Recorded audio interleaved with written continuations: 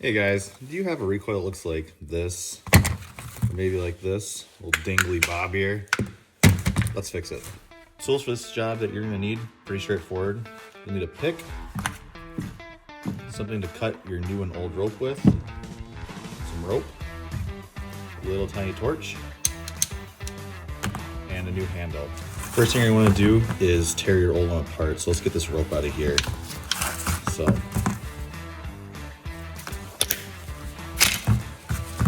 watch your hand, it'll do that. Unspool this, and you're gonna have to pry out that right there to pull this wire through. I'm sure there's already people yelling at the screen for me, but yes, we are replacing the Elastisort handle that has that little stretchy material in there with just a standard plastic handle. Customer's okay with it. All right, now let's get our new rope cut out. There's certain lengths that you can cut this to. I use my arm length, about 6 feet tall, so I go for about 3 feet. Some will say this is a little longer than you need, but it's just what I do.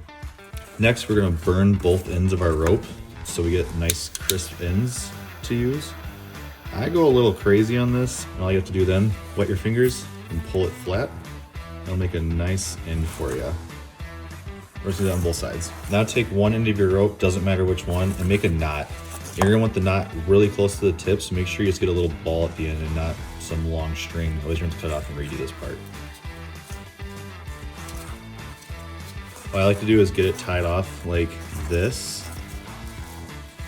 Then I put it in my vise and just pull it down really tight. Shouldn't it with something like that.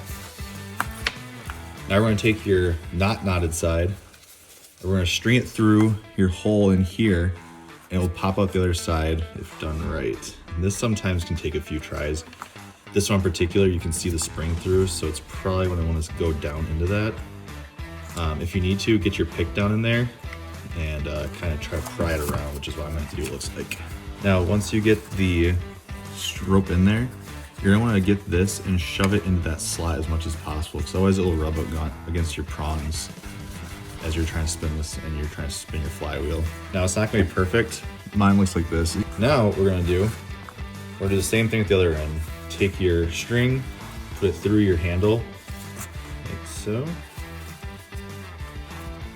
In this case, there's also a slot in this little metal piece that slides into here.